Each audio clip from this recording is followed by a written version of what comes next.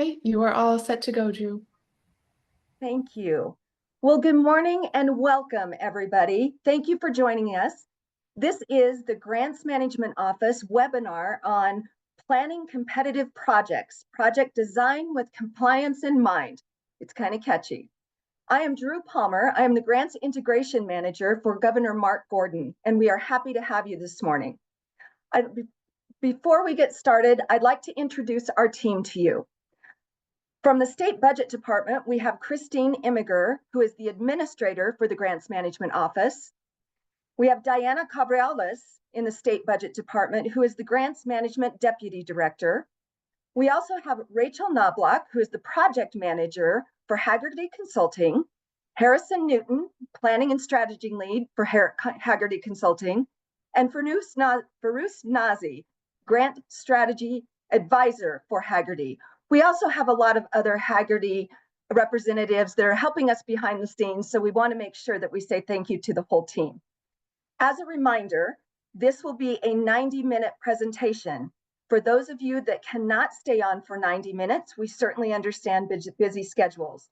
We will be recording this event, and we will be posting the recording and the slide deck on our website at sbd.wyo.gov/grants. So you will be able to go back and refer to all of those materials. Just as a few other housekeeping items before we get started, please keep your devices muted unless you are speaking. There will be time at the end of the presentation for questions. You are welcome to put questions in the Q&A, not the chat, but the Q&A, or you can raise your hand and we will call on you. We would appreciate it if you would turn on your cameras when you speak. Please enter your name, title, and organization or local government that you represent in the chat so that we can make sure that we capture those that are on here. With that, we've got a lot of great information to present to you this morning. So I'm going to turn it over to Christine Immiger with the State Budget Department and the Administrator for the Grants Management Office. Hey, thank you so much, Drew. We're really excited to be here today. We keep having a greater turnout for these webinars, and it just shows that they are very needed. So real quickly, we're going to start with some polls as we have done in our last webinars. Our first question is, are you currently managing a grant or multiple grants?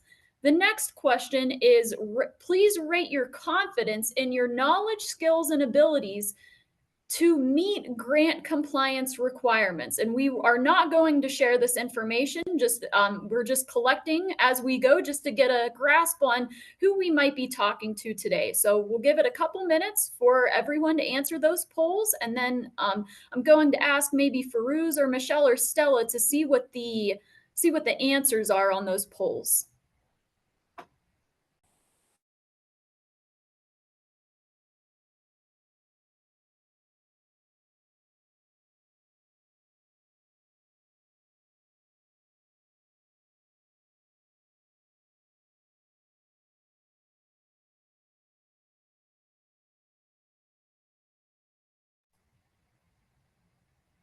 Do we have any results yet?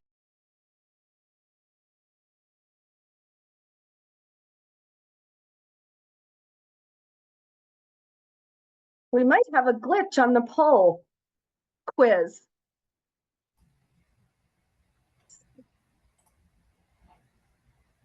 Let's go ahead and move on, Christine, and we'll come back to the poll results. Hey, and that's okay, because if you rated you're not confident in something, that is okay. Oh, I do see it now. Are you currently managing a grant? 72% of you said yes, 28% of you said no.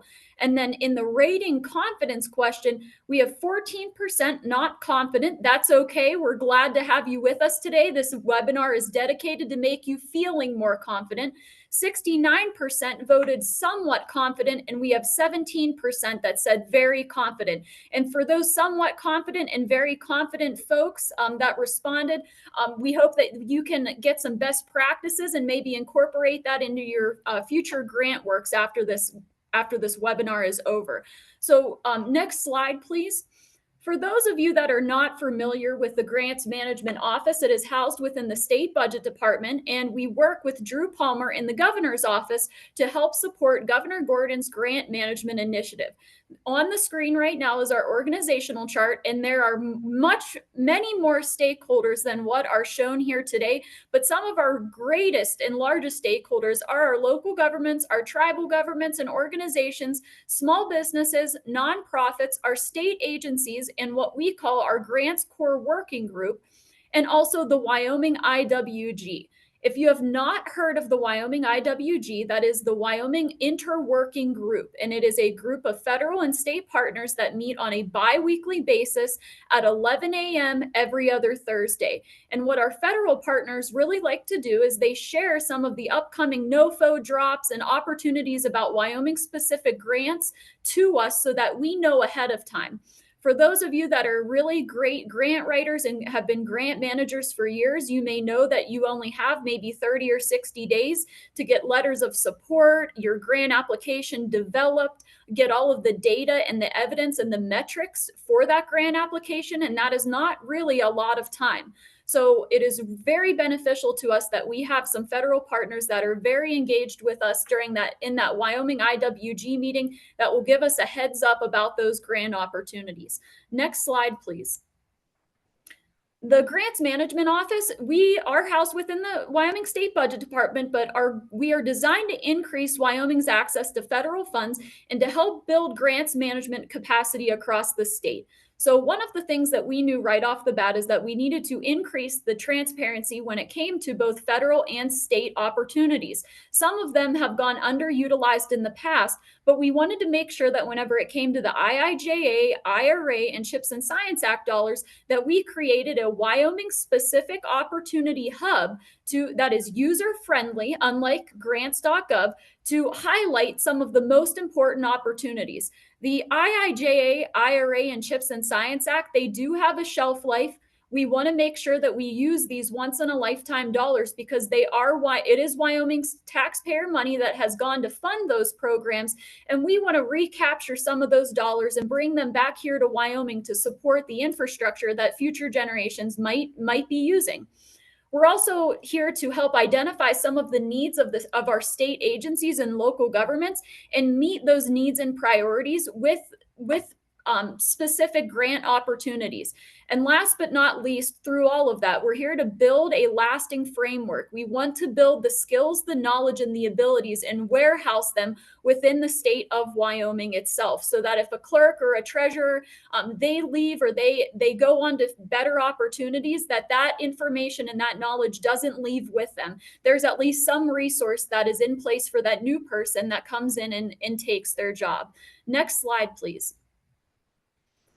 Our goals of the Grants Management Office are very, very simple. Identify and pursue the federal resources to support Wyoming's priorities. We are not here to force your hand into a grant opportunity. Rather, we are actually here to show you the expanse of opportunities that are available to you to apply for to help meet a project goal or your local community's goals.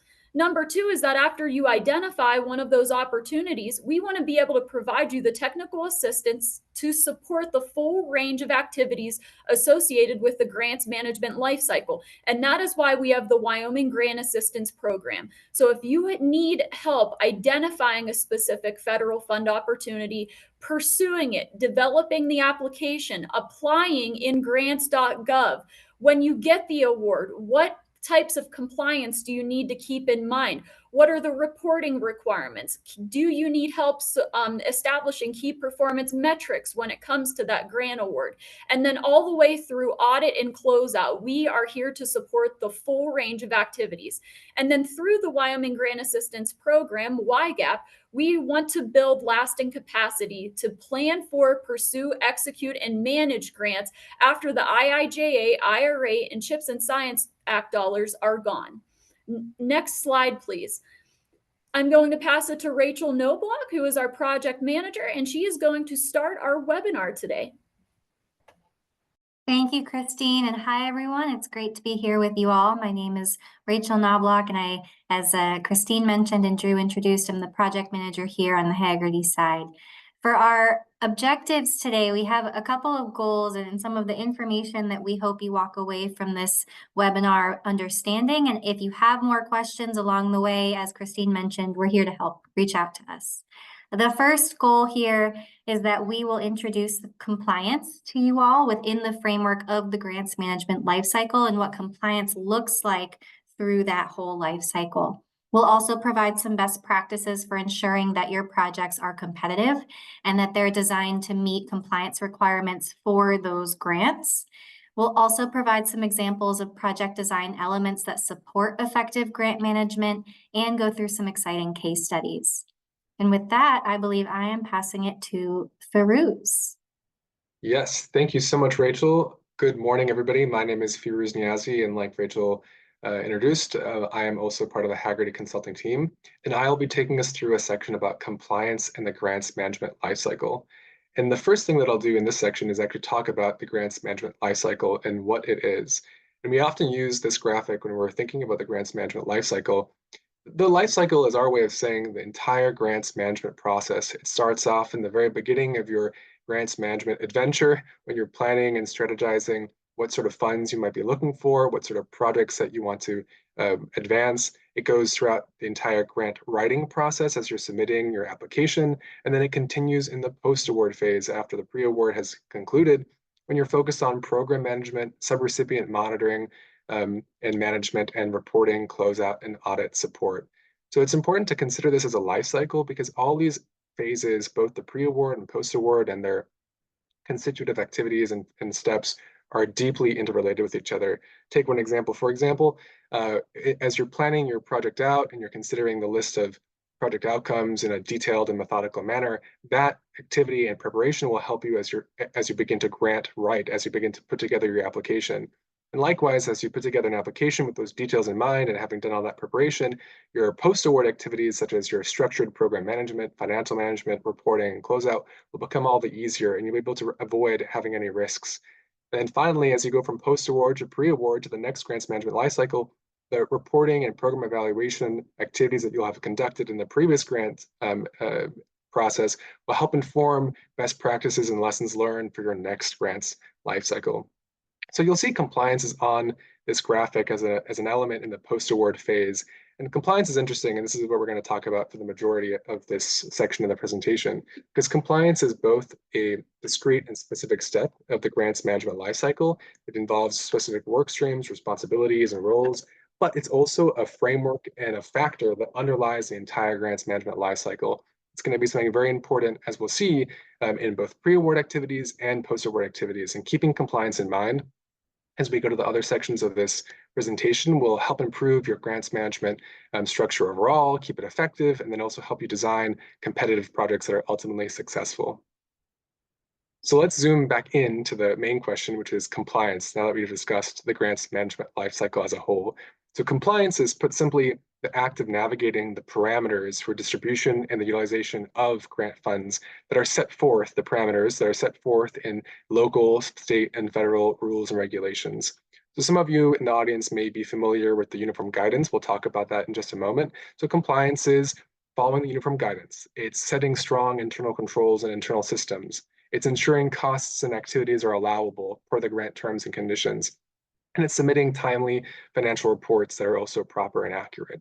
Compliance is not defined by, for example, managing grants without policies and procedures in place. It's not charging unallowable costs to a grant award. And it's not accepting a grant award that you're ultimately unable to manage. Going back to what compliance is, we can start to see how important compliance is in the full grants management lifecycle and how intertwined it is with all those interrelated steps in the pre-award and post-award process. I'll give a practical example of this. If you consider compliance in your initial preparation for planning a project or a grant pursuit, keeping compliance in mind will help you put together an application that can resolve any potential risks way ahead of award and the post-award implementation and management phase. Likewise, by keeping compliance in mind all throughout your post-award phase and proactively, then you'll be able to reduce your risks and hopefully avoid any poor audit findings at the end of your grants management lifecycle. And compliance at the end of the day is going to be guided by several key regulations that we're going to get into the next few slides. one of which is going to be the uniform guidance. And it's also guided by federal statute. So there's a heavy emphasis of compliance with these major forms of regulation and sets of standards. Being familiar with these sets of standards and regulations will set you and your colleagues and your teams up for success as you embark on the full grants management lifecycle. And then keeping those in mind will help you in your next grants management process as you begin to apply for another grant. We're gonna go through several types of regulations, and we're gonna start with the uniform guidance on the federal level. We'll look at some other federal regulations and sets of standards that are going to be important for your projects of different types and categories. Then we'll look at some state regulations and some examples of those, look at some local examples of regulations that might be important as you consider compliance, and we'll end with, perhaps in the narrowest band, the grant-specific requirements that you'll have to keep in mind. The uniform guidance is the foundation for compliance, and you might have heard it as the uniform guidance. You might refer to it as the uniform guidance for federal awards, or you perhaps might refer to it as 2 CFR Part 200, which is a reference to its position in the Code of Federal Regulations. The uniform guidance, as I'll refer to it during this presentation, contains a set of standardized regulations and guidelines that were established and are updated by the White House Office of Management and Budget, which goes by its acronym OMB. The uniform guidance overall contains several very key elements for anybody who is managing a federal award or federal resources. And these include things like uniform administrative requirements, cost principles, audit requirements for federal awards, and a basic system for periodic reporting that improves proper reporting and accurate reporting. When you open up the uniform guidance on its online website, you'll be greeted with many subparts, and I'll go through these briefly for you all today just to ensure awareness for the entire group here. These are subparts A through F that I'll go through very briefly on this slide, and it starts off with subpart A, which is all about acronyms and definitions. There are many acronyms, terms, definitions that are going to be used in the uniform guidance, and this section will define all those for you. This is a very helpful place to remind yourself what a certain acronym might mean as defined by OMB and by federal agencies. And if you have a question on a notice of funding opportunity, for example, this may be a helpful place, not only in the notice of funding opportunity, but also in the uniform guide itself to recall what that term might mean in its proper context. Subpart B starts off with general provisions. So this includes information about general approaches to federal fund resource management. These are, after all, resources and funds of the federal government. So this section will define that information for you before getting to subpart C and D. And here's where we can start to see alignment with the grants management lifecycle. Subpart C is about pre-federal award requirements. So in that grants management circle, this was the part on the right-hand side of the screen about pre-awards, so before you submit and then receive an award for a funding. This section covers all aspects of planning requirements, including what goes into a notice of funding opportunity, what goes into the application requirements, what are pre-award costs like, and other important pre-award information. Conversely, subpart D is all about post-award. So this was the left side of the grants management lifecycle graphic that we showed earlier on. This covers all aspects of requirements related to financial management, internal controls, project management, competitive procurement, and importantly, subrecipient monitoring. So when you have a subrecipient or groups of subrecipients that you're managing as part of the grant award. Subpart E focuses on cost principles, and this is going to be a crucial takeaway that we'll discuss on the next slide as well. Cost principles define the necessary and reasonable costs that are going to be associated with your grant. This also defines indirect cost rates and allowable expenses. This is also a place that where I'll pause and just note that the uniform guidance is a tool that can be referred to back as you're undertaking different grants and as you're working through the entire grants management lifecycle. So when you have a question about, for example, indirect cost rates, this is a great place to go back and double check what the OMB says about indirect cost rates.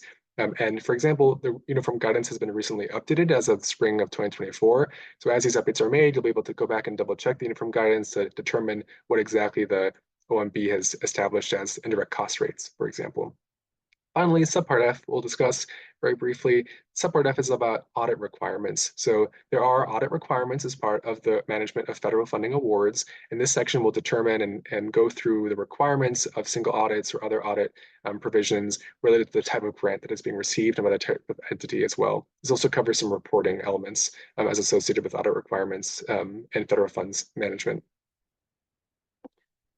Now, the uniform guidance is lengthy and it has a lot of information within it, a lot of helpful information, but we've summarized some key takeaways, 4 key takeaways related to the uniform guidance for you here, and I'll run through these, all 4 of them.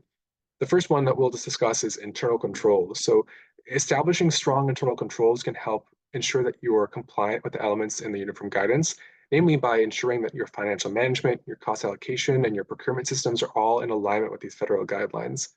Another key takeaway is cost principles, and I know I emphasized this just on the last slide, but I'll emphasize it again. Cost principles are hugely important because they help you ensure that the costs that you're associating with your grant and your grant administration are necessary, reasonable, and consistent.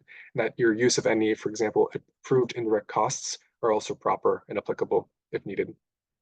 Third, subrecipient performance and monitoring. For those of whom in the audience who have perhaps not engaged in subrecipient awards before, this is when you're engaging a group of other entities for also known as subrecipients as part of your grants management.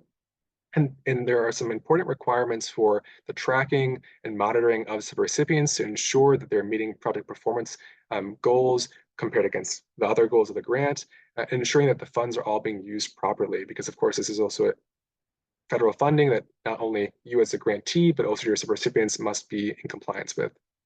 And lastly, on this page, audit and record retention. So this will be an important thing to keep in mind to be prepared for audits if federal spending exceeds certain amounts, and then to record all project-related records. This is extremely important, especially for preparing for any reporting periods and other deadlines as set aside in a specific grant and also in the uniform guidance itself. Now that we've discussed uniform guidance in 2 CFR Part 200, I'll also go through 3 other federal regulations. These are just a few examples of some that may be relevant to the grants that people in attendees of this webinar may be progressing on even today. The first one is the National Environmental Policy Act, or NEPA. And I'll just note that these are all federal regulations. We'll get to state regulations and some examples of those on the next slide. So NEPA requires environmental assessments for specific types of projects, mostly projects that involve some sort of construction, perhaps energy projects, large infrastructure projects, projects that are going to in some way impact land use. And the goal for this is to ensure minimal environmental impact. So one way to stay ahead that we'll discuss in terms of compliance is planning ahead for these environmental impact assessments to ensure that the projects are minimizing environmental harm. And this is going to be critical for the types of grants that I just referenced a little while ago. Another regulation and set of standards is the Justice 40 initiative. This is a newer sort of initiative that came about with the infrastructure and energy laws in the past few years. And this initiative from OMB directs federal agencies to invest 40% of their investments and resources into disadvantaged communities, for example, rural communities across the nation. And this is applicable to a wide range of grants, including grants related to energy, climate, transportation, resilience, and other water infrastructure related programs. So one way to prepare for compliance related to Justice 40 is to look at the grants themselves when you're assessing it, and to identify where in the grant, if, for example, it's covered by this Justice 40 initiative, and how you can improve your project design to be competitive and to be compliant with this initiative. And the last one I'll talk about on this slide is the Build America, Buy America program. This Build America, Buy America, or BABA, mandates the use of materials produced in the United States when you're working on federally funded construction and infrastructure projects. So consider, for example, projects related to roads, bridges, and public buildings. So one way to ensure compliance with the BABA is to prepare ahead of time to be able to source materials made in the nation for your construction and infrastructure projects. And this is another place where planning ahead and planning proactively will help you out in the long run. Now on to some state and local regulations. Again, these are only a few, just a sampling of regulations that you may encounter that may be relevant for your grant projects. The first one we have here is the Wyoming Environmental Quality Act. So applicants, when preparing for projects related to, for example, mining, infrastructure, and construction, should consider the WEQA as they plan for environmental reviews, especially when relevant to minimizing pollution and protecting Wyoming's resources. The Wyoming State Historic Preservation Office, or SHPO, also has requirements. So other applicants preparing for grants or projects related to construction or any other projects that may alter land should assess and be prepared to assess the impacts on historical sites and then comply with SHPO's requirements and guidelines. The third example here is not a state requirement, it's a local requirement, just to emphasize that when you're working in the locality, you should be aware of the different requirements that the local jurisdictions may have. In this case, we've labeled and exemplified this by zoning laws. So for development projects, applicants will need to verify that the proposed uses comply with local land use and zoning regulations. This is highly relevant for construction or other business projects. And we've now arrived at the narrowest of our regulation considerations, and that's grant-specific requirements. So every grant will be a little bit different. Although federal grants both share many of the same requirements as we've looked at in terms of uniform guidance and what goes into a notice of funding opportunity or what goes into an application itself, there are going to be differences and variations between different federal grants. And we'll see this often in grants between different federal agencies and departments, but also within those departments as well when they come from different offices and divisions. And here are a few things to double check or perhaps triple check when you're looking at a grant from a federal department. Of course, eligible activities will vary across the different grants that you'll be looking at. So different sorts of uses will be allowable with the funds provided upon that federal agency. And the same goes for eligible costs. This is another important thing, along with reporting requirements that may differ from across federal grants. But again, we'll often tie back to the uniform guidance in terms of a final rule book.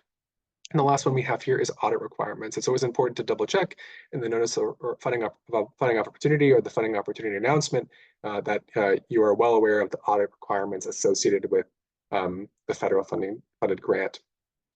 So keeping in mind compliance, we're now going to go to talk about effective grants management, but I would just urge you all, as we go through these different sections and as we get to case studies later on in this presentation, consider how keeping in mind compliance with the entire grants management lifecycle in both the pre-award and post-award phases sets you up for success by reducing the chance for example, a poor audit finding and lowering your risk of non-compliance. Rachel, I'll pass it over to you now. Thank you, Firuz. And I am now going to build on the content Firuz introduced to go into more detail on a number of strategies that you can implement to support effective grant management, both to bolster your overall administration's grant management capabilities and compliance with the elements of the uniform guidance we just introduced and all other applicable federal, state, and local requirements, but also to support your effective management of individual grants during the post-awards phase, ensuring compliance with all of the requirements that are applicable to that grant. Next slide, please. One of the best practices in grants management is to develop policies and procedures or refine the policies and procedures that you have to make sure that you have all of the tools in your toolkit to ensure that you are compliant with these federal rules, with state rules, with local rules, and with all of the rules that apply to the grant that you are administering. As an example, you may have a subrecipient monitoring policy for your city, for your county, for your nonprofit. If you are awarded a federal grant, that grant might establish different requirements for how they want you to monitor subrecipient, the types of reports you need to gather from your subrecipients. And in that case, it would be helpful to have a separate policy to guide your management of subrecipient monitoring for that grant that builds on your broader subrecipient monitoring policy. So having policies and procedures in place, and this spans a lot of areas. This can be your payroll policies. This can be your record keeping policies, procurement policies, specific procedures for procurement, budgeting policies. You see the list here, and this is certainly not inclusive of all of the strategies that help in grant management, but this will ensure that you have all of the right policies written down and in one place to guide this process as you move forward in the grants life cycle. Next slide, please. And often as a first step to conceptualizing a policy that will support your organization's administration of a grant or going back to the policies you already have to see how you can refine them a bit, it's often helpful to start with an assessment of the staff that you have who are involved in grants management. And once you have identified all of those staff, it's your finance folks, your monitoring folks, your grant manager, your performance manager, an evaluation team, your contractors, your subrecipients. It's ensuring that all of the staff who are involved in grant administration have the training and resources needed to meet grant requirements. And I'll note here too that if you're going through this process and you're seeing gaps, you're seeing training resources that would be helpful, we're here to help. You can always reach out to us to learn more about that. Through this planning process, and back to the last slide, please. You'll also be able to ensure that your organization has sufficient oversight of subrecipients and contractors. That is something that as a recipient of a grant, you will be responsible for ensuring.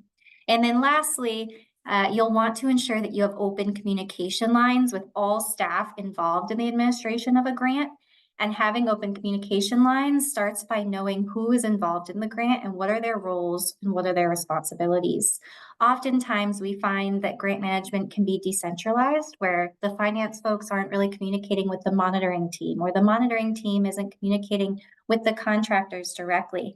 And that creates room for non-compliance. That's where you might find some challenges. That's where there might be issues with your management of the grant that would be flagged during the audit. So opening those lines of communication with everyone involved in the management of a grant will help bring that more into a centralized focus as a part of the staffing plan. Next slide, please.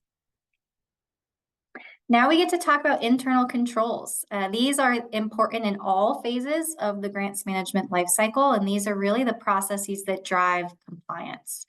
Your control environment, just as a quick overview, this is the foundation of your system. This is your organization's commitment to internal controls, your approach to policies and procedures, and establishment of a code of conduct and what guides your management of grants. Risk assessment, and we'll talk about this in a minute or so, but this is really your process of identifying grant compliance risks, analyzing those risks, and creating strategies to mitigate against risk. Control activities, these are all of the actions that you establish through those policies, through your procedures that help you ensure that compliant activities are being carried out and that you're sufficiently monitoring how activities are being carried out for your grant. With information and communication, going back to that comment about having open communication lines, this component involves ensuring that you have effective communication channels within your organization, with your subrecipients, with your contractors, to ensure that a grant is being administered in compliance with all of the applicable rules and regulations. And then lastly, monitoring activities. This encompasses all of the processes that you'll use to assess and monitor your grant activities. That's your actual monitoring of subrecipients. That's an evaluation. It's ongoing management activities. It's performance monitoring. It's through auditing. So several mechanisms for monitoring your use of funds within this internal control system. Next slide, please. I'll also build a bit on something that Firuz mentioned, and that is that as an entity administering a federal award, you are responsible for the effective and efficient administration of that award. And one of the ways that you are responsible for demonstrating that you are compliant with that award is in your financial management practices. And specifically, your accounting practices have to be consistent with the cost principles that Firuz introduced. There are criteria or rules available in the uniform guidance in that cost principles section that you can apply to make sure that all of your costs are allowable, that they were properly calculated, that they're properly classified within that award and the requirements that the funder has established for that grant. And again, as you have questions about that, if you're running into questions about budgeting or how to assign costs, we can certainly help with that too. And just some points here too, as you're going through that process, some of the considerations here, do you have the proper management reviews in place to make sure that all of the allowable activities, all of the budget parameters, what you can and can't do with these dollars, that is sufficiently described in an agreement and in a contract if you are not directly spending those dollars as the entity who received the award. You're also making sure that you have a chart of accounts that segregates unallowable costs and activities into discrete accounts to make sure you aren't accidentally coding any of your expenses to a federal award, either directly or indirectly. And then looking at roles and responsibilities. So who is responsible as a supervisor for reviewing and approving invoices, for ensuring that costs were allowable, for doing those eligibility checks, for making sure you're adhering to the uniform guidance. And then who is responsible for actually initiating transactions, for reviewing invoices.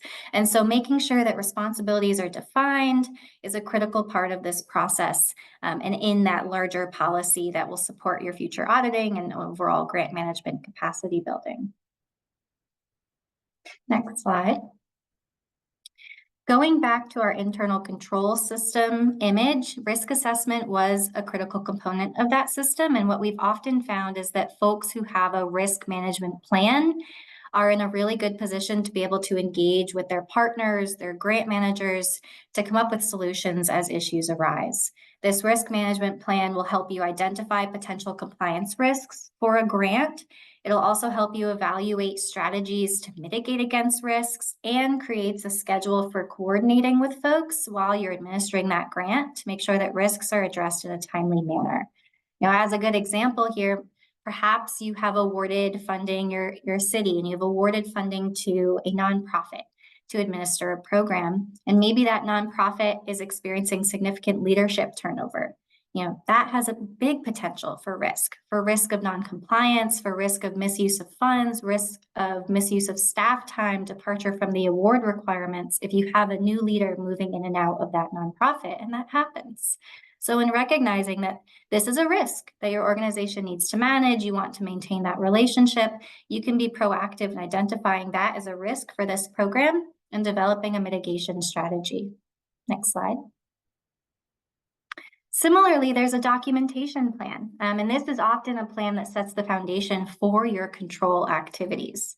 The purpose of this plan is to create a systematic approach for organizing, maintaining, and then managing all of the documents and records that you will collect as you are administering a grant program. This is all of your program design documents, your monitoring reports, your closeout reports, any decisions that were made, your meeting notes, any documents that will be critical for your ongoing management of the grant, but also for auditing, making sure that you have a process in place to collect all those documents and a process in place for retaining those documents so that they are accessible through the life course of the grant and then after for auditing.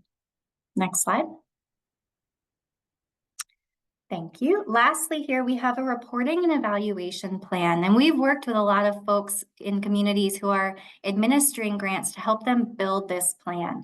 This establishes a great structured framework for how you're going to monitor that grant, how you're going to document the progress in that grant, and all of the outcomes of that grant-funded project, not only so that you can report that to the funder, because that's likely an important part of your reporting process with that funder, but also to inform your overall improvement of that project, continuing to improve how you're targeting programs, your project management capabilities, but also, looking at overall building compliance capacity as you move from grant to grant. So one of the outcomes here in having a reporting and evaluation plan is accountability. Having this plan here ensures that all parties involved in the grant management process, including your subrecipients, are accountable for how they're using their funds and what they're achieving with those funds.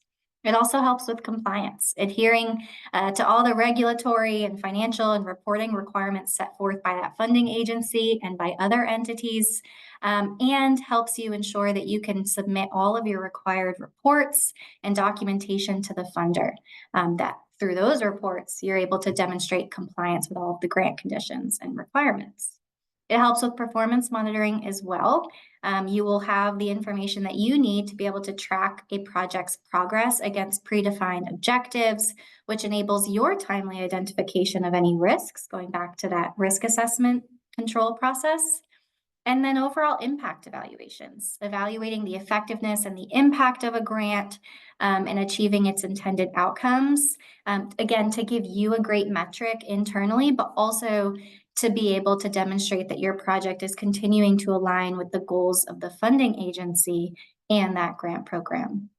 And so those are some tools and tricks that you can integrate into your organization and continue to build on the policies and procedures that you have as a part of your robust internal control system.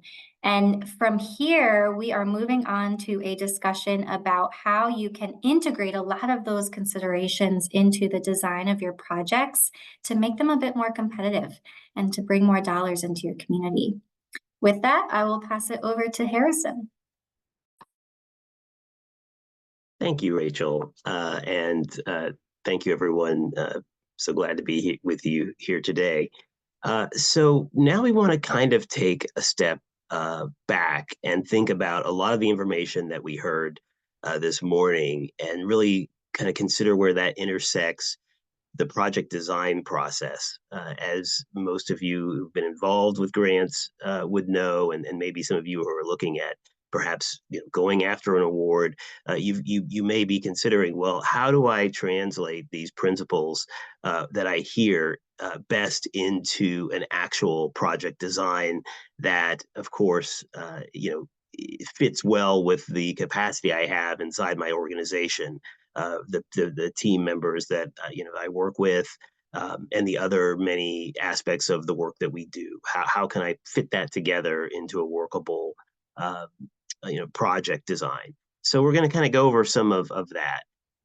I think at a high level, a key thing we want to draw out is the ability to tailor these concepts to your context. Not every organization is the same. Not every locality is the same. And certainly not every team has the same number of members. So there's an important concept here that really is looking at these different components and understanding how can I make this work within my constraints and my organization. I think there's also in some ways a need to even acknowledge if we think about projects that haven't always hit the mark in the past.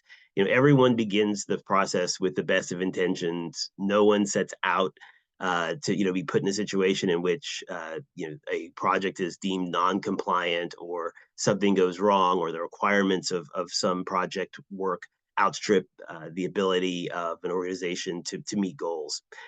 But what often happens with grant management is the clock starts on the award and the new project implementation tasks leave little time for addressing the foundation for the work itself.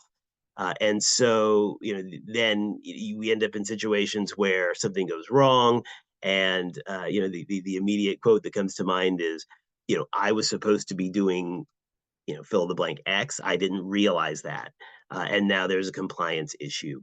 So the space we'll be in for the next few minutes here, I like to think of those old, either military movies or war movies in which someone asked for the permission to speak freely. When we're talking about compliance and we're thinking about the design of a project, this is definitely a permission to speak freely space, because for us, but also for you and your team, it's necessary to have a permission to speak freely space, because we're really talking about how are we going to accomplish goals? What are the barriers within our organization that might prevent that?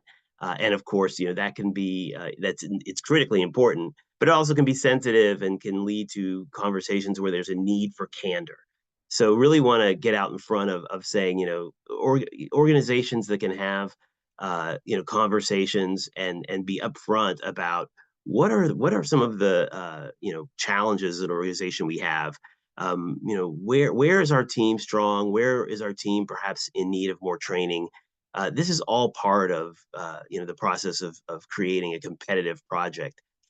So the domains we're going to touch on are the stakeholders and the team that you have to bring to bear on a project, the planning element of any project, and how you actually specifically think about how you're going to meet objectives, those that you choose to meet because they're part of the implementation, but also those that are part of the funder's expectations for the managing of the project. Measurement, how are you going to measure your progress on all these many fronts in such a way that you can report it out? And the uncertainty piece, which again, that really is the piece that's about the permission to speak freely. I have yet to be a part of a project where there hasn't been some challenge or something that's gone wrong. Most projects have a moment where something goes awry or something unforeseen happens.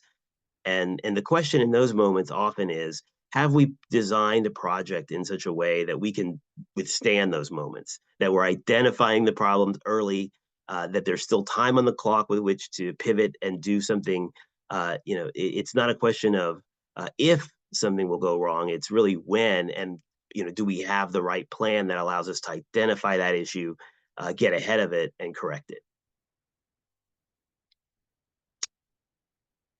So looking at stakeholders and team, one of the best practices we really see here is that projects that are well designed clearly define who is responsible for each part of the project. It's not enough to kind of understand that a particular person is managing a particular piece, but rather really looking at the requirements and understanding who is responsible for each one of these components and how does that fit with that person's title. It may be that there's a person who bears more than one title, but it's important to have an organizational structure that at least identifies who has which titles. And I want to be realistic about that. Not everyone has an organization that's large enough to have a person for each hat. But to the extent that people are wearing different hats, we have to know whose hat, which hat is where. And so that's a very critically important part. Also want to emphasize partnerships, organizations that don't have an army of people to bring to bear to a new project. Really, that's okay. You have stakeholders for your project. You have people who want that work to succeed. They are your partners. They are your team members. And on this point, I'll even point out that your federal partners are also stakeholders. Your project manager at whatever federal agency you're working with potentially, or the state agency you work with, that person wants your project to succeed. And oftentimes their job description is partly based on how are they doing that? How are they interacting with you? How are they serving your needs and being responsive? So your stakeholders are not just the people who are working within your organization or even the people working out in your community alongside you, but they include people who are in this structure by which you received a particular amount of funding. And bringing those people into the fold is always a potential win. I haven't met a project manager yet that won't attend a meeting if asked. So it's something to think about. Also, in terms of thinking about capacity gaps, having large conversations with these stakeholders and team members in which you openly acknowledge that there might be gaps is a great way to get people to raise their hand and suggest, I know how we might be able to meet that. I have an idea for you. I know someone. My office actually could help with that. Here's a document that models how that could be more effectively done. So working in this kind of partnership space is really important and helpful as you kind of begin the design moment to think about who do you want at the table. So on the planning side, contracts and agreements, one of the things that if we work backwards from where do things go wrong, when it comes to contracts and agreements, I often hear, wow, we have 60 days to initiate a project, but our internal policy requires 90 days for the approval to happen. And so when we think about planning and we think about project design, it's very important to have the policies that govern your organization in front of you at the point at which you're kind of deciding and determining how you're going to meet the requirements of the opportunity in front of you. This can't be done in a vacuum. You have to have both of those elements side by side. Sometimes that's most easily achieved by having the person who governs or holds those policies or is responsible for them or most knowledgeable of them with you and working with you in that planning moment. So detailing the necessary contracts, understanding how policy might intersect that process, including processes for monitoring performance, to the extent that your organization already has those things in place, knowing that you have them in place and how they work and that those things dovetail and align with what the grant requires is great. Maybe that there are a few tweaks and your current process will be inclusive of the new process that's needed. So there can be efficiencies, but understanding that you're really able to monitor in the way that the grant or the federal government or the state government requires is very key. And lastly, ensuring that contracts include clauses that adhere to those federal requirements is very important. So again, backing up, having an understanding or a clear understanding of what the policies are at the outset is key. Financial data and understanding how to kind of manage the financial information related to your project is very important. Oftentimes this is the space, and I remember Rachel talking about the ability to have clear and open communication and insight into the processes of team members who are working in support of your grant. This is a great moment, a design moment to really kind of challenge how are we going to ensure that we are ahead of the game on finances? This is often a space where things go wrong. It's a space where things go wrong because oftentimes the people who are handling the dollars are different than the people who are handling the programmatic tasks. And so clear communication is very important. One thing that facilitates that is including a clear budget with line items that adhere to funding guidelines so that there's a clear understanding on the project side, management side, and the finance side of what is the intersection of those two things as it relates to the grants requirements. With finance tracking that does not adhere to the line or does not have line items that reflect a grant's line items, you can oftentimes be having a miscommunication and not even realize it. Certainly outlining procedures for tracking expenses, also very important. What software you're going to use, what process you're going to install that will meet the need efficiently, and describing how financial data will be reviewed regularly, very important as well. And you know, it's I think part of the communication here. Not everything can be handled by an email. We certainly love our emails, and we certainly love communications that work that way. But oftentimes, it's best to meet in person to make sure that the communication's clear and that there's kind of alignment around what the processes are that are going to be implemented as it relates to the management of funds you may be in charge of or working with.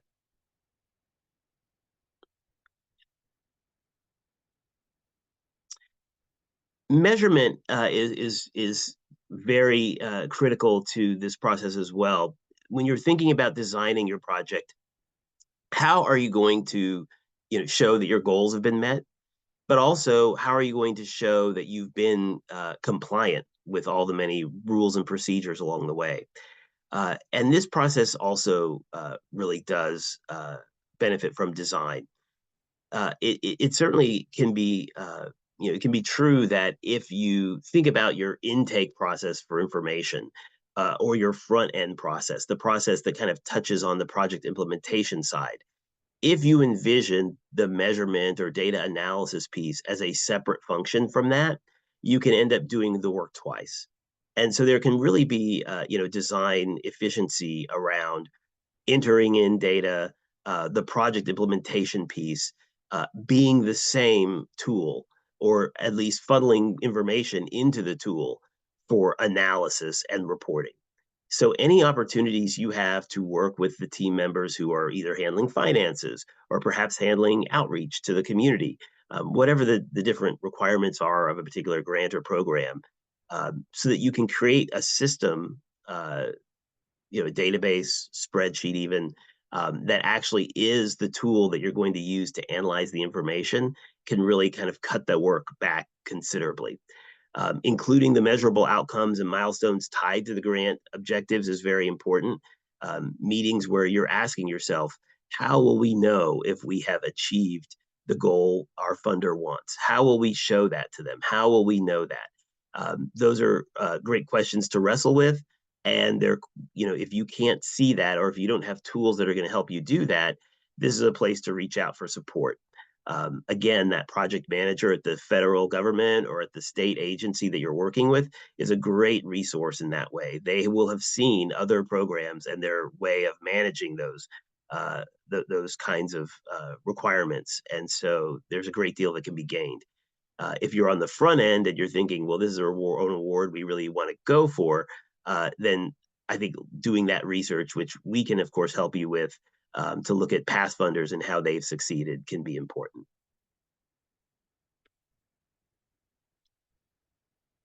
And lastly, uncertainty. So identifying potential risks and outlining mitigation strategies is very important. A place that I often start with that is asking the project manager, when things go wrong with organizations or grantees or awardees like us, usually where does that happen? What is it that is missed? That's a great place. That's a great question to ask, because it yields sometimes the information you need to have perspective on things that you don't know that you don't know.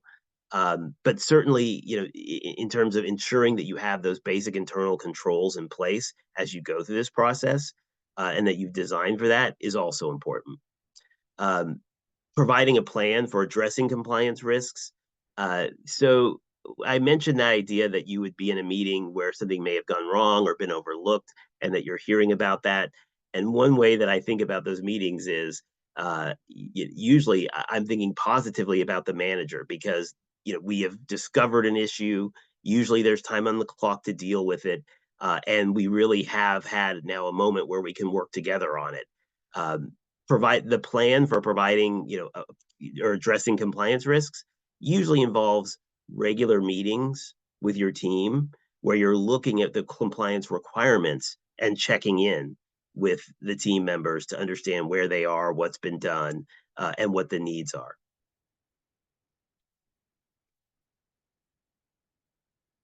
So some of the key project design elements that include the opportunity, I think, to do that kind of work include the clear and measurable project goals. So from the outset, a project, in order to be competitive, you need to be able to talk about project goals that can be measured.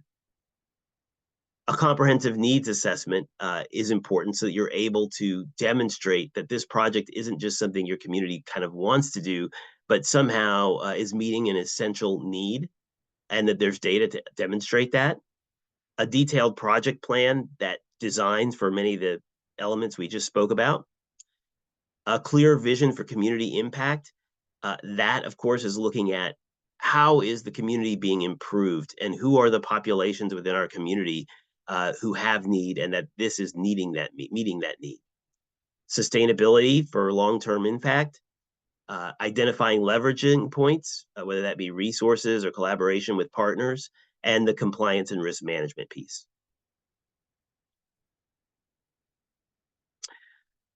So as you think about awards that you might chase after, grants, opportunities you may pursue, one of the things that can be a blind spot is the need for innovation.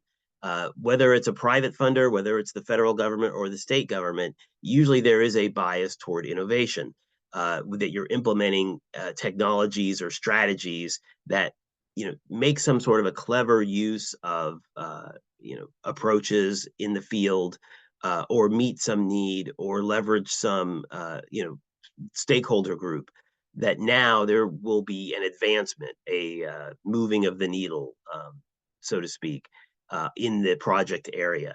So by investing in your project that has an innovation element, the funder achieves two goals. One, they get the work done, but they also raise up a potential new model that others can follow behind.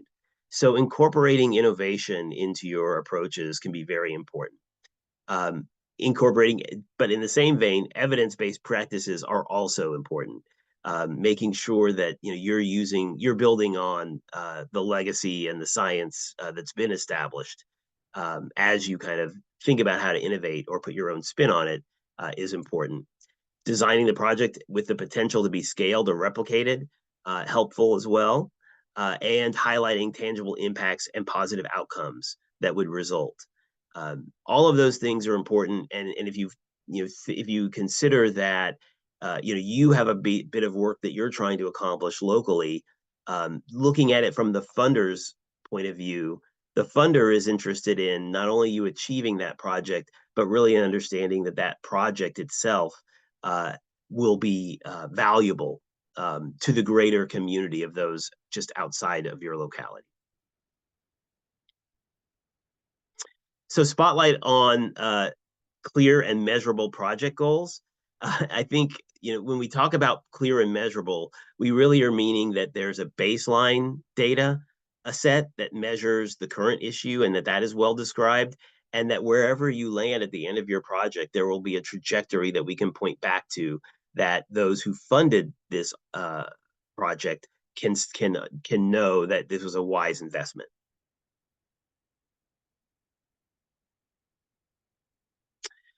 Your project plan, which really does rest on, I think, many of the principles that Firuz and Rachel laid out, and I reiterated. We think about a project plan in terms of phases with clear milestones, a budget that corresponds to those phases. One of the issues that can often happen with the financing piece is money is either spent too quickly or not quickly enough, because there hasn't been enough thinking about how is the money going to be spent in terms of the project phases, the timeline. It may not be true that at every point in the project, there's a linear, progression of money expenditure. And so, managers need to be able to stay on top of when am I supposed to have spent the bulk of these funds? How much money do I need to retain for phase 3? Now that maybe you're delving into implementation. So really giving you the project plan is really the place where you get the ability to understand over the course of the project how it should be proceeding. So community needs and impact. There's really been a transformation in thinking on this in this topic area. Community engagement is a term that's been used for a long period of time. Now funders are often looking for some component of community leadership, meaning how have you worked with a community partner and really brought them into the fold on the decision-making portion of the management work? Do you have a committee? Do you have an advisory group? Do you have some sort of a partnership that means the community that's being impacted is itself part of your project team? And that can be a great opportunity for you. It can be a great resource for you. And so really strongly encourage you to think about how can you, where and when in your processes, can you bring someone from the community and imbue them with some responsibility around the actual decision-making portion of this work. Designing targeted projects that specifically address identified needs and connect back to grant specific priorities is also important. That really means and starts with understanding community, working with community to look at the project and make sure that not just in your eyes, but that there's a really strong basis to argue, wait, this is the priority that the federal government, the state government has, or the private funder has set out. This project is the kind of thing they're talking about. We see that a lot, of course, when we look at past fundees, but past awardees, we can look at here's how the funder defines the work that they want to see the priority. We can see it in where they've applied funds in the past and how much is my work align with that kind of work. Tracking measurable changes and capturing outcomes, very important as we've talked about throughout this. And in the inclusive engagement strategies, whether it's community leadership or making sure that there are touch points along the way, those are certainly concepts that are making your application more competitive. So as you think about the design and you're kind of moving toward an application, thinking about risk mitigation, cost efficiency, streamlining your project execution, stakeholder confidence in the work that you're doing, and the stakeholders are involved and able to be kind of party to your process, and future-proofing the project are all very important. With future-proofing, you're ensuring the project is designed to adapt to future regulatory changes. One way that we think about projects is in terms of the federal funding stream that is supporting the work. But no federal funding stream is going to last forever. No funding stream is going to last forever. There's always a need to think about the work in the larger context of sustainability and how is this work going to be taken into the future. So really asking yourself those questions is a great opportunity. One of the ways that I've seen communities kind of achieve that is to make sure that projects exist in their local community plans or master plans, because then there's a kind of a trajectory that says we expect a certain amount of work or project work to be achieved in a certain period, but that's going to still become part of a larger story in our community that will go on beyond that, for which there are goals we can articulate. So that's a pretty important concept in your project design. So how can you integrate this compliance element? Using the NOFA to understand the compliance requirements, building the project information sheet. Some of the tools that were described earlier are also very helpful. One of the things that I would point out is that all of this information should be shared with the team members who are going to be part of this management circle, or conducting any piece of it. It's not enough to have it in a document that the manager has read.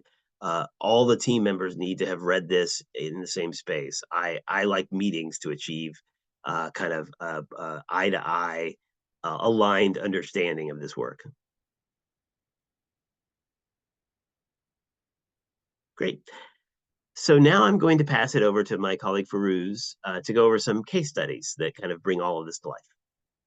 Yes, thank you so much, Harrison, and thank you to Rachel as well for the grants management portion of the presentation. And now that we've discussed compliance, the grants management lifecycle, we've looked at effective grant management best practices, and then Harrison has presented on designing competitive projects. We're going to look at some case studies from some recent awards across the nation that demonstrate this per our analysis. And I'll just like to note here that one of the great ways to identify what other best practices have been implemented in successful awards is looking at award details themselves. These are often prepared and published on funder agency websites. So you might find them on the US Department of Transportation website, on the Department of Energy website. And I find these to be a very helpful way to see what other agencies and applicants have done in terms of project design, preparing for grant management, and preparing for compliance that yielded a successful award from that funder agency.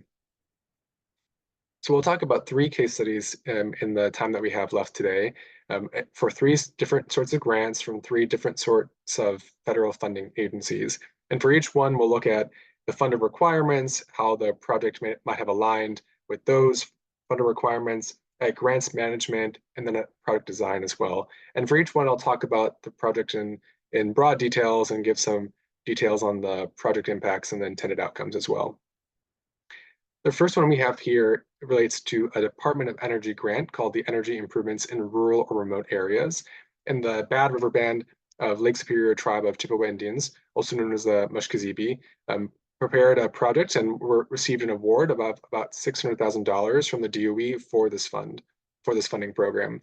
And the broad project program description is that they're going to plan on building a 5 megawatt solar PV array and then an 8 megawatt hour battery energy storage system. They're going to connect these with the existing gas generation resources they have to form a mini grid to power the local community. So a few evident project impacts based off of the award description. This project will help increase local energy resilience and reliability for a community that has experienced power outages. It's going to move the Mushkegee tribe closer to energy sovereignty, and it's going to support the Mushkegee with their energy and emission goals for the future. So considering the funding requirements, grants management, outcomes, and project design elements, we can see a broad alignment with all of these major provisions. On the funding requirements, the DOE project and this project are well in alignment, particularly regarding the goal for this project to have demonstrated clean energy system implementation, but also to be replicable among other tribal communities. And this is a point that Rachel and Harrison made in their sections. So this might serve as a model for other rural or remote or tribal communities who are also experiencing similar challenges. They might be able to fund their own projects, perhaps with this program or other funding resources with the same outcomes.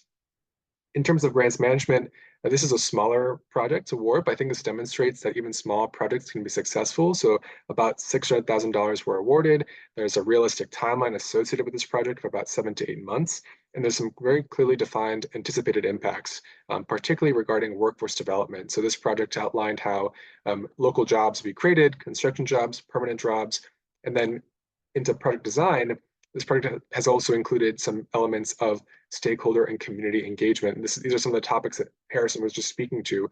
So the project is going to engage the University of Wisconsin, where the project is located, with some clean energy and energy building curricula. They're going to engage some local and create a workforce development initiative, and also some utility and tribal spaces to collaborate more deeply during this project and beyond the project.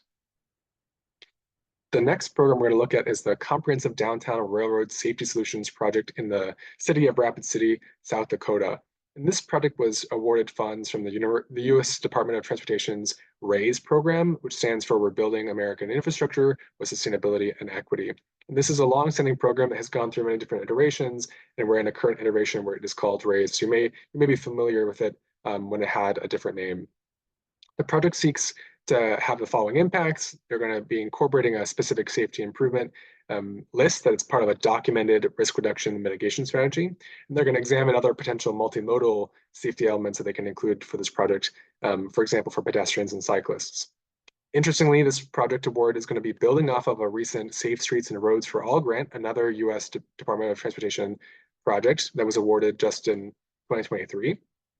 And this project will address the disproportionate impacts of noise pollution in this part of the city, while also focusing on resiliency improvements for flooding and other extreme weather events, while simultaneously also integrating rail crossing improvements with affordable housing and mixed-use economic development efforts. So you can see in this example, as Harrison said, the sort of innovative out-of-the-box solutions where different sorts of challenges are together under an umbrella of a major challenge, and then they can be written to in the grant application so that these innovative solutions can be implemented.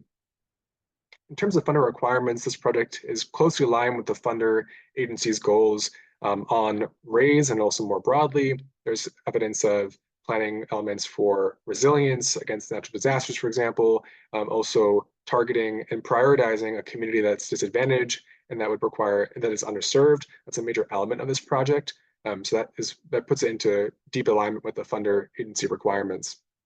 In terms of grants management itself, there's some clearly defined allowable activities. And I'll just note that this is actually a planning project. So some of these programs, such as RAISE, offer both planning components and implementation components.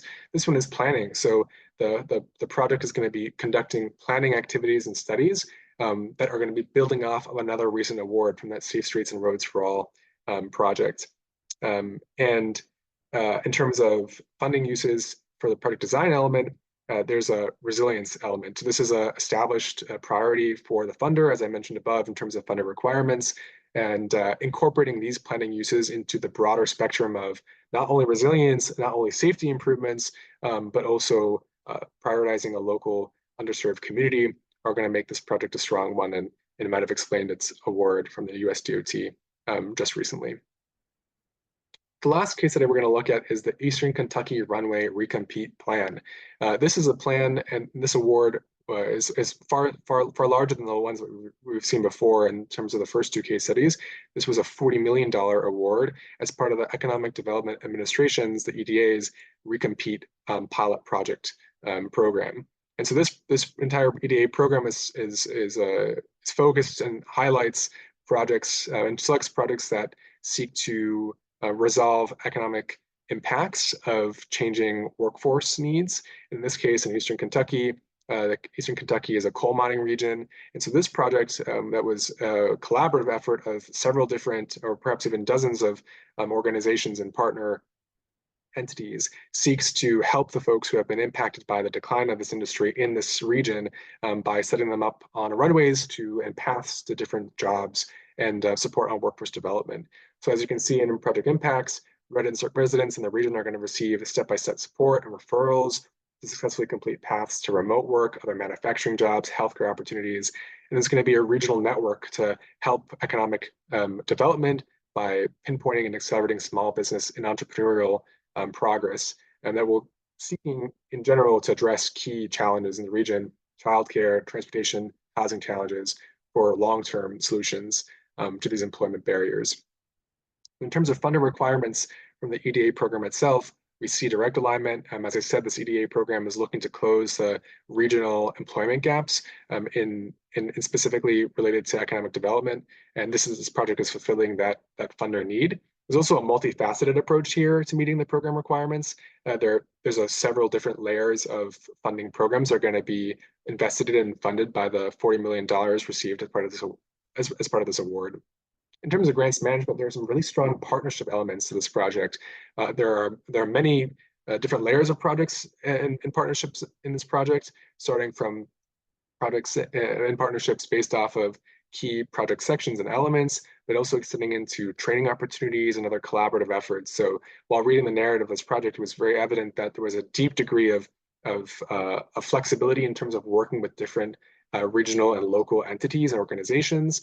And then also connected to that on the project design element, there are well-documented examples in the project narrative for this award that's publicly available on the EDA website that demonstrate how they're combining, as part of this project, several other different funding sources in a well-documented and stringent and structured manner. So this project is receiving funding, of course, from the EDA, but in their project narrative, they outlined how they'll be receiving money from private and public sources, such as the state of Kentucky, but also large philanthropic organizations and other private entities as well. So taken together, these case studies, I think, hopefully show you all today that there are real examples out there. These examples are often published in award announcements by the departments themselves or by the entities as well, and you can read more about them as you prepare your own journeys into the grants management lifecycle to better identify what best practices other entities around the country are using to successfully, first of all, successfully pursue, write grant applications, and then receive that award. And then within these awards, you can start to see how in their successful award, they've set themselves up for success in terms of aligning with funder requirements, in designing programs, well-designed programs with effective grant management elements within them to help them in the long run. So that concludes our case study section, and we're now going to be moving on to questions and answers. But I will flip it over to Drew Palmer before we get there to start us off. Thanks, Firuz. That was the end of our presentation, and that was a lot of valuable information. So I want to thank the Hagerty team for putting together a very informative presentation. We are going to move to question and answers. So if you do have questions, either raise your hand or put it in the Q&A section. But I just want to remind everybody, when you submit a technical assistance request through the State Budget Department to the Grants Management Office, this is your team. These are the people that receive your technical assistance request. They research it, they work with you on your opportunity scans. They're the ones that are on the webinars, they're on the office hours, and they're behind the scenes on everything that we're doing. So that is a relationship that you are building with this team. And it's really exciting to see all of the great things that are happening. So with that, Firuz, do we have any questions in the Q&A? Yes, Drew, we do have a question already in the Q&A, and I'll read it out loud, and then we can tag team the response. This questioner is asking that in their city, they're in the process of receiving a couple pass-through grants. In order to mitigate the risks for the city, the questioner would feel more comfortable having a contract between us and the city and other agencies. They're asking if we happen to have an example partnership contract for a pass-through grant, or at least point this questioner in the right direction. So who would like to field that question? Take a stab. Rachel, would you like to start? Sure, absolutely. That is a great question, and one that we are often receiving from folks who are interested in passing along that funding to, I would imagine in this case, a subrecipient, but we've also seen interagency agreements on this too. And yes, we do have a team here who can build templates for that. And if you have particular grant requirements that would apply, those are pieces that can be built into this template that you all can then use to contract with that other entity to support the administration of that grant. So I would say, as a follow-up to this, we'll track it on our side, but we'll get a TA request initiated if that's what you'd prefer, and we can reach out to figure out how we can best support in your development of that template. Thanks, Rachel. Christine, did you have anything to add? Yes, and we can provide supplemental language as well. You know, the duties of each party, something that would be found in, say, an MOU or memorandum of understanding between some of our state agencies as a just like a backstop. I do. That is the answer for that one. I do know that someone had their hand raised. Jessica Taylor. She's had it raised since the beginning of our webinar, I believe. So I would like to open it up if she has a question. Thank you for pointing that out, Christine. Jessica, would you like to come online and ask your question? Can you hear me okay? We can. Yes, we can. Okay, I'm going to apologize, but I didn't mean to raise my hand. I must have accidentally hit that button, so I honestly don't have a question. Sorry about that. No apology necessary. So thank you. Any other questions for Bruce in the Q&A? Yes, there is a question about whether these slides are going to be available, and I'd like to confirm that these slides are going to be available after the presentation. We will be uploading them to the SBD website and under the resources page, and we'll send that link in the chat so you can also look at the past webinar slides. We'll also be putting the recording of this webinar on that same location for your review after the webinar's end. Great. Looking good. Any other questions? Do we have any other questions for Bruce? Yes, we have a question. Let's see. All right, this questioner is asking, we only have a few staff, all of which have other responsibilities. So how should we approach grants compliance and management under those conditions? And who would like to field that? Rachel? Harrison? Going to pass it to Harrison since he covered a lot of that content during his section. Thank you. Yeah, I think the key is to not, to the extent that you can, is to not think about them as a set of new responsibilities and programmatic elements. What you're trying to do ideally is integrate these ideas and elements into the work that you already do.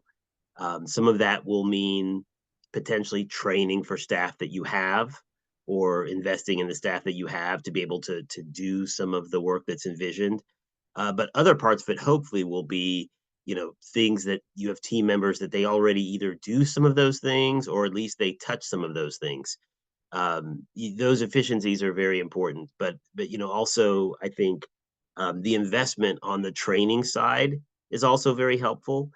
We're here to help with tools that might be able to help you be as efficient as you can be. But those are really some of the, I think the keys is how you to kind of design for the work, and then hopefully we can help you with that too if you need some assistance in terms of thinking that through, or looking at an opportunity and envisioning how you would meet the burden. Great. Thank you, Harrison. We've got a few more minutes for questions. Any additional questions in the chat, Bruce? Yes, but I do see Camille has raised her hand. Camille, would you like to jump in and ask your question? Yes, please. Can you? Oh, good. I can see my screen highlighted, so that's good. Yes, Okay. we can hear you. First of all, awesome webinar. Awesome webinar. Okay. I've got so many questions. I didn't have time to write them down because I was trying to hear everything you guys were saying. But particularly what Harrison was saying about just all the resources that you all have. And when we're taking on these grants and these projects, we do want to make sure that we're doing it correctly and we're in compliance. And I just want to know, do you guys have or already know some of the tools that you would like for us to use, or different kinds of monitoring tools or software and stuff that you guys recommend to help us get on the right foot? Because what we may think is good may not be good, but I would rather lean on your expertise in that matter, because I want to start out the correct way.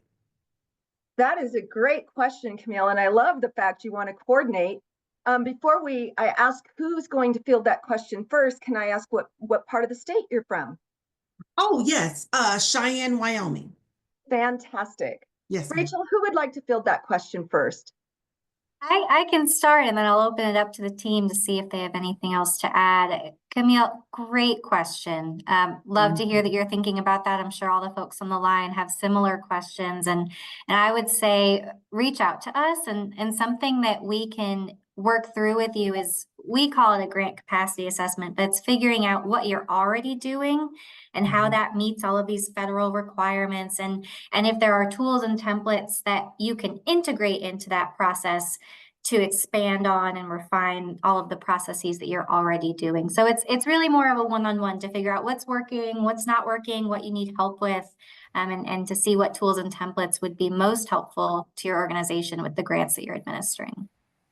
And then just to follow up on what Rachel has identified, some grant software systems are a very immersive experience, and some of that is based on the grant awards that you apply for and the funds that you secure. Some of them may have additional reporting requirements that are quarterly versus yearly. Some of them may also include key performance metrics as well that you need to capture within your grant software system. The thing that I will say is that, if you are struggling and trying to identify what is the best fit for you in a grant, please come talk to our team. And if that is something that you do not already have before you are applying for a grant, and the grant you are trying to pursue has administrative costs, that is an allowable cost that you could capture with those administrative funds of that grant. So and that can help you be in compliance. That can help you track different buckets of money. So these are all things that you should keep in mind, even while you're developing a grant, and to remain compliant with 2 CFR 200. Awesome, Christine. Thank you. Okay. Yes. Did we answer your question, at least for now, Camille? Well, yes, that was really good. And I do have another meeting with Diana on tomorrow, and hopefully we can kind of go into more detail with that, because you guys have got me energized, I tell you, with this webinar. I am ready. Okay. That's what I love to hear. I hope that was contagious all over the state for those that are still with us. So thank you. You're welcome. We probably have time for one more question, Firuz, and then we're going to go to wrap up. All right, let me double check the Q&A. So we do have a question that this is resonant with some questions that we've received before, so I would consider it a frequently asked question. But the question is, how do you determine what grant regulation applies for a specific grant itself? So is that a Firuz question or a Rachel question? I think this is a Firuz question. I'm happy to take this, and then Rachel and Harrison, feel free to jump in. I think there are a few layers in response to this question. The first one is that, as we repeated throughout the presentation, when you're applying for a federal grant, it is a federal resource that you'll be receiving as part of the award. So as Rachel emphasized, this is going to require specific regulations, the regulations within uniform guidance. And the other way to determine this, other than knowing, for example, that you're applying to a federal agency, is looking with great detail at the Notice of Funding Opportunity. So the Notice of Funding Opportunity, or the NOFO, it might have other names as well, depending on the grant. Sometimes it's called the Funding Opportunity Announcement, FOA. Sometimes federal agencies or other agencies may publish that they are going to be releasing a program in the near future through a notice of intent to publish an award. But in these documents, which can be lengthy at times, the funding agency will spell out, often in great detail, what regulations the given funding program is going to be operating under, and what needs to be made compliant in terms of grant application and ultimate grant submission and administration. So I would say in those two ways, if you're looking at a federal program, it's going to require compliance with the uniform guidance. For state programs, you should certainly look at the Notice of Funding Opportunity or any other funding opportunity and funding material, application material that are posted on the funder agency website to determine what regulations and exactly what items you'll need to be in compliance with. And then finally, at the minimum, looking at the Notice of Funding Opportunity is a great way to assess that information writ large, whether in a state or a federal application. Thanks, Firuz. And bottom line, call the Grants Management Office or email us, and we can help you work through all those issues. So let's go ahead and wrap up. Christine, do you have 60 seconds or less on next steps? Yes, sure. Next steps. We have a Wyoming IWG meeting scheduled for tomorrow from 11 to 11:30. If you are interested in attending and you have not already been invited to that meeting, please let us know. We'll add you to the attendee list. The other item is that we are going to be having an upcoming office hours. So if there's something that struck a chord with you, and or you're dreaming about this tomorrow night or the night after, and you have a question for us, please bring it on October 23rd at 10 a.m. If you have not already been invited to that office hours, again, reach out to us. We'll add you to the attendee list. But it is free to register out on our Wyoming Grants Management website. If you have any questions, get in contact with us. We are here to be a safety net for you and your local governments when it comes to grants management. Thanks, Christine, and thank you to the whole team today. I just want to note for everybody that's still with us, yesterday, October 8th, was our 3-month mile marker for the launch of the Grants Management Office. To date, we have had over 175 technical assistance requests from across the state. Over 30 local needs assessment surveys have been filled out asking for assistance, not including multiple webinars, office hours, and newsletters, one of which went out yesterday. If you didn't receive that, contact us. The governor and our team sincerely appreciate your time this morning, and we look forward to working with you and hearing you on your individual projects in your communities across the state. Let's continue to invest in Wyoming